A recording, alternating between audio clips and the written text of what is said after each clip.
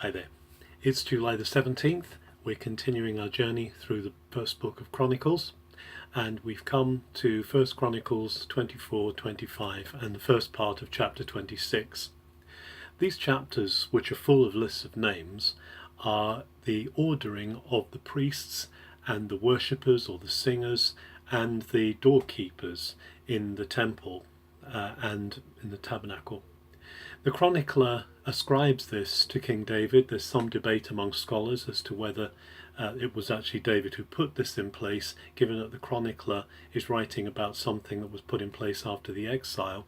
But certainly David is looked to as the founder of this principle of the orders of the priests and the singers and the doorkeepers. So when we look at chapter 24, first of all, it talks about the descendants of Aaron, and particularly points to his four sons, Nadab, Abihu, Eleazar, and Itamar. Now, Nadab and Abihu died having offered false fire to the Lord, so that left the sons of Eleazar and Itamar. And we find that between them, Eleazar and Itamar have 24 representatives, and the 24 representatives are therefore divided up by lot into orders or into wards or watches. And what this would mean that these priests, because for these were Kohanim, these were the priests, the Kohanim, and these priests were there to perform the priestly duties in the temple and the tabernacle, particularly the burning of incense and the raising of the hands, and the Siyat Kapayim, the raising of the hands to speak the priestly blessing over the people, the Aaronic blessing. Now their orders are 24 orders, and there are many names here, but just one thing I want us to notice that's interesting. The 8th order is the order of Aviyah, and Aviyah was the order to which Zechariah belonged. Zechariah, the father of John the Baptist, who is his story is given in Luke chapter 1. And what is fascinating is just a little interesting happenstance, God incidents, whatever you want, that the course of Aviyah in this 24 courses of the priests precedes the course of Yeshua. The 9th course of priests happens to be named Yeshua, and his name is there. That name is there in the course of priests. So for hundreds of years, the course of priests included the name Yeshua, he will save. And it's perhaps symbolic or interesting of note that Zacharias' course, his priestly course, that of Aviyah, precedes Yeshua in the unfolding of the story. Just a little thing that I find interesting. And then we come to the ordering of the singers in chapter 25.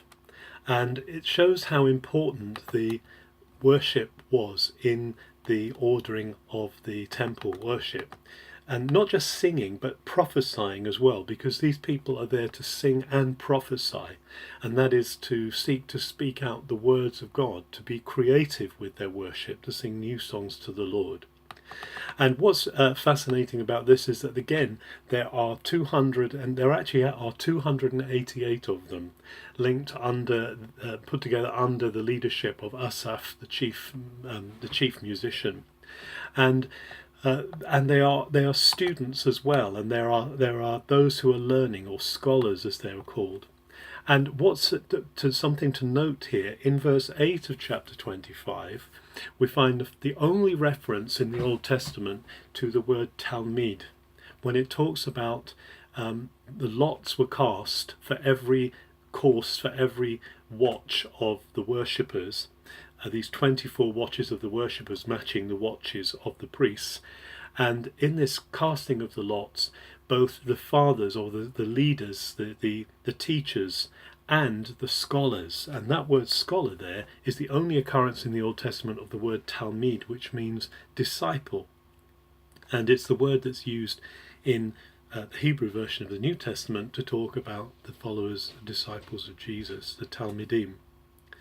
And so as we see this unfolding, we see this 24 orders of the singers and the worshippers, and so they are going to be worshipping 24/7. And by the way, it works out to about each order doing about 2 weeks each, and then with everyone being there for the great feasts, because the feasts everyone was expected to be in Jerusalem, but when there weren't feasts, then it took about 2 weeks for these different orders to be represented. And then in chapter 26 there's the Korahites are mentioned. The Korahites are the doorkeepers. They're the stewards of the house of the Lord. They're the ones who stand at the doors and they police the people who are coming in and make sure they're coming in the right way.